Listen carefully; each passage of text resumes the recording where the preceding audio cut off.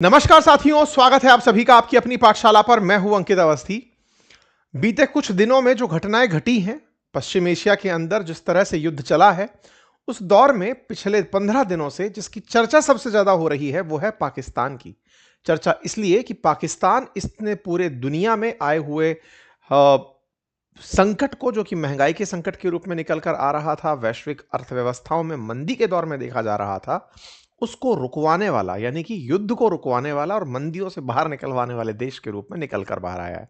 यानी कि क्या पाकिस्तान का कद इतना बढ़ गया है कि उसके कहने से अमेरिका और ईरान आपस में झगड़ना छोड़ दिए? क्या वाकई में पाकिस्तान इतना महान हो गया है कि ईरान भी उसकी बात को मान गया और अमेरिका भी उसकी बात को मान गया और इजराइल भी उसकी बात को मान गया?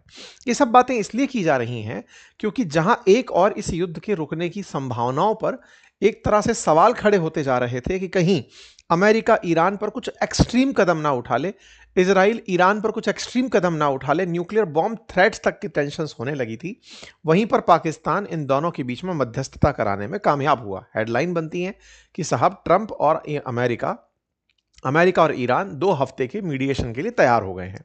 ये जब हेडलाइंस बाहर आती हैं तो इन सबसे बड़ा सवाल ये बनकर आता है कि भाई आफ्टर ऑल पाकिस्तान ये करा कैसे गया? और पाकिस्तान का कद इसी वजह से, क्योंकि अंतर्राष्ट्रीय स्तर पर यूरोप के बहुत से देशों ने इन्हें शाबाशी दी है, इन्हें धन्यवाद दिया है, थैंक यू पाकिस्तान कहा है। ऐसे में पाकिस्तान निश्चित ही भारत का, जो कि विरोधी है, भारत का शत्रु है, उसकी इस तरह की होती तारीफ समस्त भारतीयों के लिए परेशानी का सबब तो है ही है। लेकिन उससे बड़ा सवाल यह है कि यह सारी जिम्मेदारी कभी कतर निभाया करता था, कतर कहां गया और पाकिस्तान कैसे उभर कर सामने आया? और सबसे बड़ा सवाल, इससे भारत की स्थिति पर क्या फर्क पड़ेगा? आइए इन सभी विषयों के ऊपर गहराई से सोचना और डिस्कस करना शुरू करते हैं। अमेरिका का किस तरह से इसके ऊपर आशीर्वाद रहा और इसको एक दुनिया के बीच में किस प्रकार से इसने मध्यस्थ की भूमिका निभाकर खुद को एक स्टेबल कंट्री के रूप में प्रेजेंट किया। इससे पहले आगे बढ़ें, एक जानकारी जरूर दे देता हूं, और जानकारी यह है कि पिछले रविवार को हमने एक वेबिनार की थी जिसमें आपको कुछ एआई टूल्स बताए थे वेबसाइट बनाने के लिए। उनकी क्लास आपने पिछली बार अगर अटेंड की हो तो बेहतर है, नहीं की हो तो इस रविवार को मैं एक कंप्लीट वेबिनार लेकर आ रहा हूं जिसमें कि आपको खुद हम बनाकर क्लास के अंदर ही वेबसाइट बनाना सिखाएंगे। अगर आपने अब तक वेबसाइट के लिए वेबिनार ज्वाइन नहीं की है तो आप उस लिंक को, जो कि कमेंट बॉक्स में पिन है, वहां जाकर एक व्हाट्सएप कम्युनिटी के माध्यम से ज्वाइन कर लीजिए। रविवार शाम 5 बजे आपके लिए हमने वेबिनार का फ्री ऑफ कॉस्ट आयोजन किया है। साथियों, अगर आप चैनल पर नए हैं तो इसे सब्सक्राइब करना ना भूलें। साथियों, अमेरिका और ईरान के बीच में जिस तरह का तनाव बना रहा, इस तनाव में सबसे बड़ा सवाल कि मध्यस्थता इन लोगों को के बीच कौन कराए, कौन इस युद्ध को रुकवाए? कौन युद्ध को रुकवाए? तो सबका ध्यान सबसे पहले गया कि रूस आकर के युद्ध रुकवाए। रूस तो खुद युद्ध में है। अमेरिका के लिए अगर वो मध्यस्थ की भूमिका निभाए तो वो तो दुश्मनी में है। क्या चाइना रुकवाए? चाइना वैसे ही अमेरिका से दुश्मनी में है। तो कोई दुनिया के बीच में ऐसा देश बड़ा निकल कर नहीं आ रहा था जो ये कह सके कि रुक जाओ। ओके, तो रुकवाने का निर्णय खुद अमेरिका को ही लेना था कि युद्ध रोकना है, लेकिन किसी के ऊपर कंधे पे हाथ रख करके कि तुम कहलवाओ कि हम युद्ध रोक रहे हैं तो हम युद्ध रोक देंगे। ये वो वाली बात है जैसे कई बार आपने बचपन में या फिर कभी किसी फिल्म में ये सीन देखा होगा कि मुझे रोक लो नहीं तो मैं मार दूंगा इसको, मुझे रोक लो।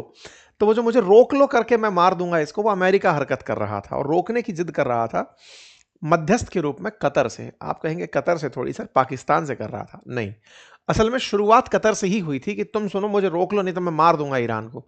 तो कतर ने इस बार हाथ जोड़ दिए कि सर नहीं, हम नहीं रोकेंगे। हम इसलिए नहीं रोकेंगे क्योंकि आपने हमें खुद संकट में डाल दिया है।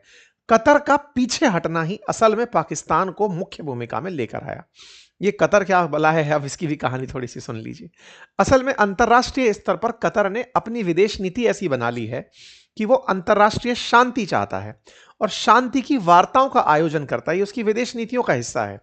ऊर्जा की संचार के लिए, ऊर्जा की आपूर्ति के लिए एलएनजी, जहां दुनिया का लगभग 20% रिजर्व हो, वहां से ये पूरी तरह सप्लाई सुनिश्चित करता है। बढ़िया पैसे वाला देश है, 30 लाख की आबादी है, 30% उसमें कतरी नागरिक हैं, पर कैपिटा इनकम के हिसाब से दुनिया के टॉप देशों में शामिल होता है। यही दुनिया भर के देशों के बीच में मध्यस्थता कराने का काम किया करता था। इसके बहुत सारे उदाहरण हैं। कतर ये छोटा सा देश है, अगर आप देखें तो ये बिल्कुल पर्शियन गल्फ के अंदर एक छोटू सा देश कतर है जिसकी राजधानी दोहा है। ये देश जो है ना यहाँ पर मतलब ये डिप्लोमेसी की राजधानी के रूप में, आर्बिट्रेटर के रूप में अपनी पहचान बनाया। अभी जब ट्रंप आए थे तो इनको $1 ट्रिलियन के आसपास का इन्होंने सौदा कर दिया कि सर ले जाओ पैसा, क्या करेंगे हम इतना पैसे का। और इन्होंने बकायदा बहुत बड़े बड़े काम करवाए। जैसे अमेरिका और अफगानिस्तान जब झगड़ रहे थे, तालिबान का जब युद्ध चल रहा था, तो कतर के अंदर दोहा ही वो जगह बनी थी जहां पर दोनों देशों के बीच में मध्यस्थता कराई गई थी। तो कतर लंबे समय से हमेशा अपने आप को इस तरह से रखता आया है कि मैं जो दो युद्धरत देश हैं उनमें से किसी के खिलाफ नहीं हूं, किसी के साथ नहीं हूं। जैसे भारत की हमेशा नीति रहती है कि हम सबके साथ हैं, हम रशिया के साथ भी हैं तो हम यूक्रेन के साथ भी हैं।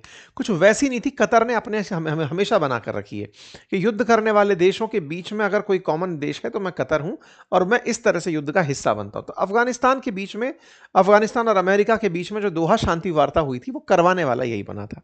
ऐसे ही अभी थोड़े दिन पहले आपको याद हो तो 12 दिन का युद्ध चला था ईरान और इजराइल के बीच में। जून के अंदर यह हरकत हुई थी, 13 से लेकर 24 जून के बीच में। उस बीच में भी कतर ही आया था मध्यस्थता कराने वाला कि चलो तुम दोनों को शांति के लिए तैयार कर देता हूं। ये तमाम इसके वो सारे उदाहरण रहे हैं जब कतर ने दुनिया के देशों में ईरान और इजराइल के बीच में मध्यस्थता कराकर उनके युद्ध को रुकवाया। और ये युद्ध रुकवाने के लिए एक सेंटर की तरह से कतर को यूज करता है कि साहब दोहा में आइए, बातचीत करिए, किसी से कोई पैसा नहीं लिया जाएगा। और तो और इजराइल और गाजा का जो युद्ध चल रहा है उसमें भी इसने मध्यस्थ की भूमिका निभाई कि सब लोगों को आना है यहां पर युद्ध के लिए, बात कर लो।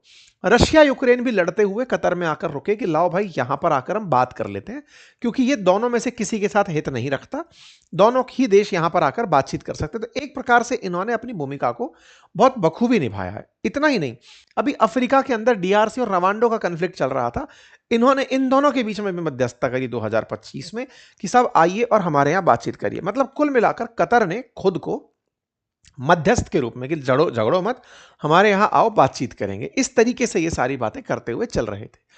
अभी जो यूएस और वेनेजुएला का मामला चल रहा था ना, उस समय पर भी ये आया कि सर यहां पर आ जाओ बातचीत करने के लिए। कारण खुद का कोई लालच नहीं, और लालच के साथ साथ लोगों के बीच में यह विश्वास कि यह बिना लालच के पक्षों को सही से बैठाने की जगह उपलब्ध कराता है। खुद अमीर देश है इसलिए इसके ऊपर विश्वास किया जा सकता है। यह लगातार अपनी रणनीति को मान के चलता जा रहा है। अंतरराष्ट्रीय शांति और सुरक्षा को मजबूत करने के नियमों को लेकर कतर चल रहा है। लेकिन इस बार क्या हुआ ना कि जब यह युद्ध हुआ तो कतर खुद निशाना बन गया। कतर निशाना ईरान ने बनाया। कतर की पहले बहुत अच्छी मित्रता ईरान के साथ थी, और अमेरिका का जो सेंटकॉम है उसका तो खुद मुख्यालय कतर के अंदर है, अल उदैद एयरबेस है।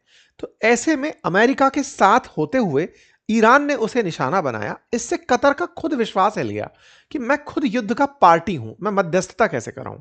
भाई युद्ध के अंदर मध्यस्थता वो कराते हैं जो युद्ध के हिस्से नहीं होते। अमेरिका ने लेकिन इस बार भी इनको यही भाव चढ़ाया कि साहब आओ और आप युद्ध के अंदर मध्यस्थता करो। कतर ने कहा जिस देश पर खुद हमला हुआ हो, 16 इंजर्ड हुए हैं हमारे, हम तो खुद चाहते हैं कि युद्ध सामने वाला रोक दे, तो मैं मध्यस्थ कहां, मैं तो पार्टी बन गया ना।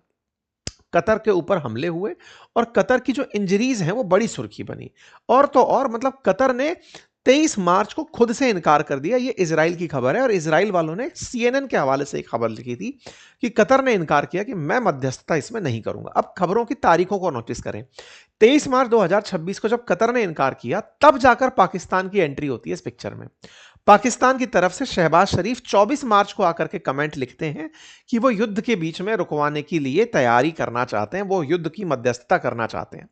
इस पर फिर ट्रंप ने इनको शाबाशी दी कि वेरी गुड, आओ और युद्ध को रुकवाओ। कारण क्या था?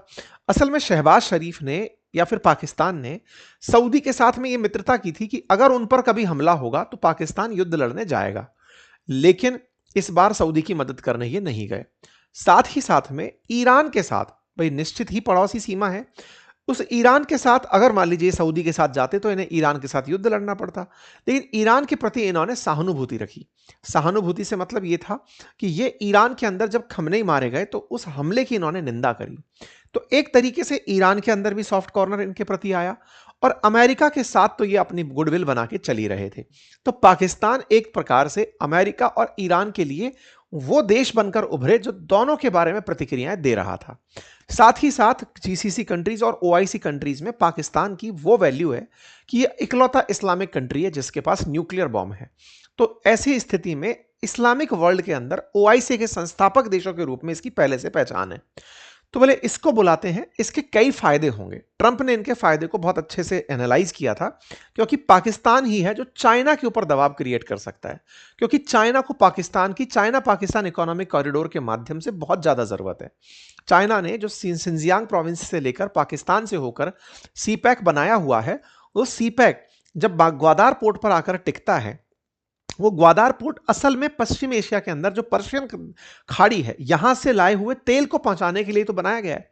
तो चाइना खुद इस बात से प्रेशराइज हो रहा था कि यदि ये युद्ध लगातार चलता रहा तो बहुत ज्यादा दिक्कत हो जाएंगी। तो चाइना ने इस युद्ध के काल में 26 बार ईरान से बातचीत की है, ये डेटा आज बाहर निकल कर आया। तो ऐसे में पाकिस्तान वो देश बना जिसे चाइना भी प्रमोट कर रहा था कि तुम बात करो। ये बातचीत के लिए अगर आपको याद हो, जब चाइना ने ये पाकिस्तान ने ये सारा काम इनिशिएट किया, उस समय पर तीनों देश के, क्योंकि ये तय हुआ कि जेडी वैंस आएंगे और पाकिस्तान में आकर बातचीत करेंगे, और हमने इसके ऊपर एक सेशन भी किया था और बताया था कि पाकिस्तान ने तुर्की से, इजिप्ट से, सऊदी से विदेश मंत्रियों को अपने यहां 29 मार्च को बुलाया। 30 मार्च को खुद ये निकलकर वांग वी से मिलने गए और वांग वी से जाकर कहा कि आप ईरान से कहो कि आप तेल नहीं खरीद पाओगे अगर ऐसे ही हमले रहे, क्योंकि इस बीच में ईरान के साथ चाइना एक मजबूत पार्टनर के रूप में खड़ा था, खरीदारी के रूप में। $400 बिलियन का इसने ऑलरेडी तेल खरीद समझौता किया हुआ है। तो बोले आप उसको यह कह दो कि अगर तुमने स्ट्रेट ऑफ हॉर्मुज को बंद रखा तो मैं भविष्य में तुमसे तेल नहीं खरीद पाऊंगा। कारण ये रहेंगे कि अमेरिका किसी ना किसी प्रकार से प्रतिबंध चाइना पर लगा देगा। यह बात चाइना के माध्यम से, पहले पाकिस्तान के माध्यम से चाइना पहुंचाई गई।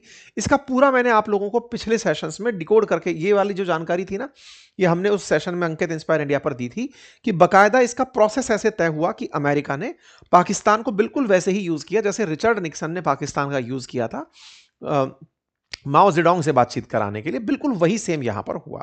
बकायदा इसी स्थिति में अब 10 अप्रैल के दिन अमेरिकी उपराष्ट्रपति पाकिस्तान आएंगे और ईरान के प्रमुख जो भी होंगे बातचीत के लिए वहां पर पाकिस्तान आएंगे। लेकिन चाइना पूरे टाइम पीछे इसके अंदर खड़ा रहा। इस पूरी कहानी में पाकिस्तान ने एक तरह से अमेरिका का मुखपत्र बनकर काम किया और चाइना का साथ लेकर ईरान पर दबाव बनाया। यानी कि इस पूरी स्थिति में एक ही देश ऐसा बचा था जिसको चाइना भी बोल सकता था। अब बड़ा सवाल यहां पर यह बनता है कि यह काम तो भारत भी कर सकता था, क्योंकि भारत की इजराइल से भी बनती है, ईरान से भी बनती है। हम दोनों के बीच में मध्यस्थ क्यों नहीं बने? क्योंकि हम अपनी तरफ से चाइना के प्रतिनिधि नहीं बन सकते थे, हम अपनी तरफ से अमेरिका के प्रतिनिधि नहीं बन सकते थे। हम इंडिपेंडेंट हैं और अपनी राय अपने स्वार्थ के लिए रखते हैं। ये वैसे ही है कि फ्रांस क्यों नहीं मध्यस्थता कर लिया या ब्रिटेन क्यों नहीं मध्यस्थता कर लिया इन देशों के बीच में। कारण है क्योंकि हम खुद पार्टी हैं, हम खुद चाहते हैं। तो ऐसे में भारत का एक किनारा रहा। हालांकि भारत के लिए, चूंकि पाकिस्तान इस काम को कर गया, तो यह नुकसान कंसीडर किया जाएगा हमारी विदेश नीति का। हम कहीं ना कहीं पाकिस्तान को आइसोलेट करने चले थे विदेशों के मामले में, लेकिन खुद फिलहाल इस मामले में अपने आप को अलग थलग पा रहे हैं। क्योंकि भारत जहां इजराइल की यात्रा प्रधानमंत्री मोदी करके आते हैं, उसके बावजूद भी इस पूरी कहानी में कहीं नहीं होता, जबकि भारत को होना चाहिए था। इंडियन ओशन हो या पर्शियन गल्फ के अंदर कोई भी मसला हो, भारत को अपना से रखना चाहिए था और यहां पर मध्यस्थ की भूमिका में आकर विश्व शांति का प्रयास करना चाहिए था। लेकिन पाकिस्तान ने ट्रंप का साथ लेते हुए इस पूरे कहानी को बखूबी निभाया और निभाते हुए अपनी वो जो इमेज है कि ये एक विश्वस्त देश है, उसके रूप में बनाने में कामयाब हुआ। इंटरेस्टिंग है कि इजराइल इस देश के, मतलब इजराइल इस सीज फायर के अंदर एक पार्टी है जिसको पाकिस्तान बिल्कुल नहीं मानता, फिर भी उसको सीज फायर में कंसीडर करा ले गया। ये बहुत बड़ी उपलब्धियों में कंसीडर किया जाना चाहिए। अब आप कहेंगे उपलब्धि कैसे? उपलब्धि इसलिए क्योंकि इजराइल और पाकिस्तान तो रिकॉग्नाइज ही नहीं करते एक दूसरे को।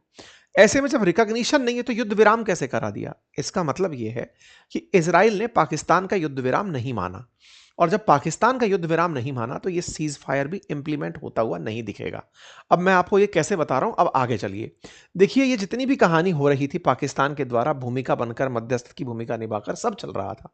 पाकिस्तान की खुद हालत खराब थी, इनके यहां पेट्रोल डीजल के संकट उत्पन्न हो गए थे, वर्क फ्रॉम होम चल रहा था, पैसे की किल्लत थी। लेकिन ट्रंप ने इनको आगे खड़ा करके चाइना के लिए इनका उपयोग किया और आगे बढ़ा दिया। लेकिन इजराइल अभी भी खून की घूंट पिए बैठा है। ऐसा मैं क्यों कह रहा हूं?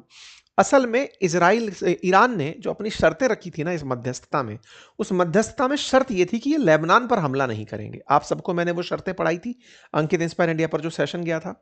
साथियों, अभी कुछ देर पहले ही इस इजराइल ने लेबनान पर हमला कर दिया है और कम से कम 50 लोगों की जान चली गई है। भारत के अंदर लगातार अपोजिशन सरकार से ये सवाल कर रहा है कि आप मध्यस्थ क्यों नहीं बने, लेकिन ऐसी मध्यस्थता भी क्या जिसमें खुद इजराइल ने इस मध्यस्थता को मानने से इनकार कर दिया है। टेक्निकली हाल ही में पाकिस्तान की मध्यस्थता के बावजूद इजराइल ने लेबनान पर हमला कर दिया है और लेबनान पर हुआ हमला एक बड़ी खबर बन रहा है और इसको ऐसे लिया जा रहा है कि इजराइल चाहता ही नहीं है कि सीज फायर हो।